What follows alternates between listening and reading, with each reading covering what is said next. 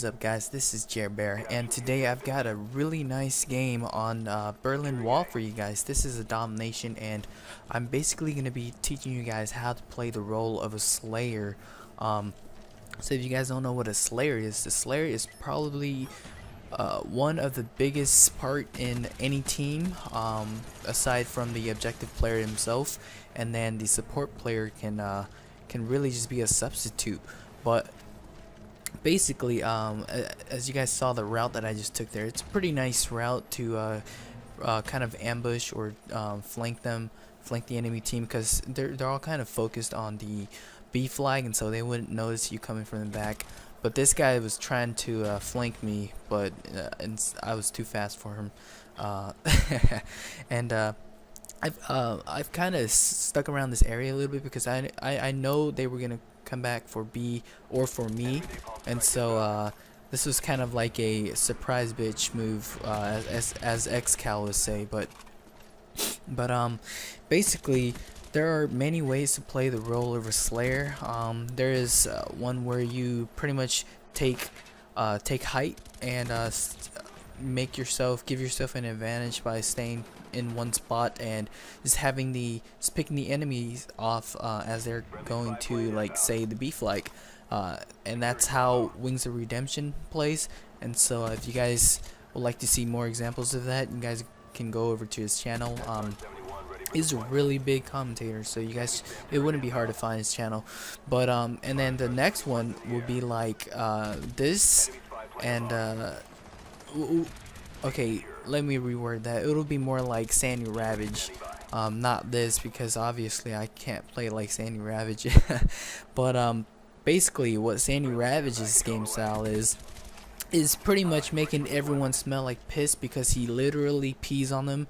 As you see in his videos, not this video, but his videos, he pretty much gets a kill every, I'd say, 15 seconds in his videos.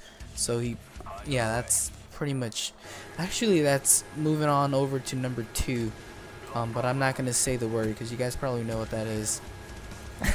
But reason why I didn't speed up this Chopper Gunner or Hind is because I only get 3 kills with it, I think, and then I get shot down. But I do speed up my Chopper Gunner, and so yeah, I think I get about 6 or 7 kills with the Chopper Gunner. But you guys get the point. And for this game, I specifically stayed at their spawn for a reason, you know, because my team, I'm making an opening for my team. I'm giving them a better chance at capturing B flag while I pretty much kill whore, simply because, you know, a lot of people think kill whoring is a bad thing, but when it comes to objective gameplay, it really helps, and that's what a lot of other people don't really think about. They like, you see a lot of people on YouTube, they're kind of like, oh, you know, I don't like how you just kill whore because you didn't play the objective. But really, they just want to make it harder for the commentator to play, really, if you guys really think about it. But here I do try and get the B flag as I push. I don't want to push too fast because I know the enemy guys are on the other side, and so I kind of I kind of miscounted my steps and I got stuck right there. But I went back right for the B flag and to support my teammate. And as you can see, that's a really nice nade spot. If you guys ever want to catch B, you guys just throw a grenade over that wall and kind of measure it. If you guys can measure it right, you guys will get the enemy guys like that. And it's vice versa, you know. It's the other way around also. So that's a pretty nice nade spot. And I don't know why they started spawning there, but probably because my team started spawning at A. But I get killed and I have to spawn on the other side. But I do make my way right back, because like I said, I'm trying to stick to their spawn, make it hard for them. So basically what this does to the enemy team is it kind of shifts their spawn back and forth. So they keep spawning on the left side right now, and then if I move over there, they spawn on this side. And so basically what happens then is some of them will notice that I'm around their spawn, and so they're gonna get distracted, and they're gonna move away from the objective, and they're gonna try and get me. And then the other guys, while I'm picking them off, it's gonna be harder for them to try and get B flag. So this kind of throws the enemy's strategy off balance, and so that's pretty much what the Slayer does in an overall, you know, I'd say in an overall description of it, way to describe it. But I get killed by a freaking napalm, and right here the enemies were pretty much in our spawn now. They're flanking us, kind of, and it doesn't really work out because my team are going to B flag, and you know, like because I'm trying to slay. I'm really just moving around a lot, and so it's really based on luck sometimes, if you really think about it. Because sometimes the guys on wearing ghosts, it'll be really hard to see them, but then if you run around a lot and you take all the flanking routes, you would be able to find them just by flanking around them.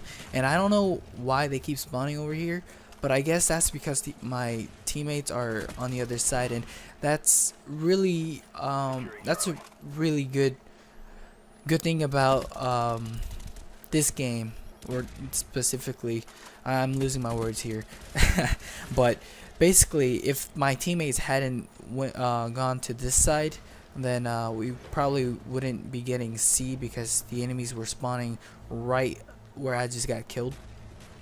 And so if my team was spawning right here, they would be trying to get C and getting picked off from the sides because the enemy teams were so close by.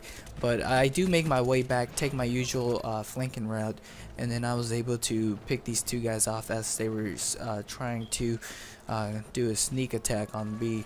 But unfortunately for them, that didn't work. And right here is where drop shotting is used.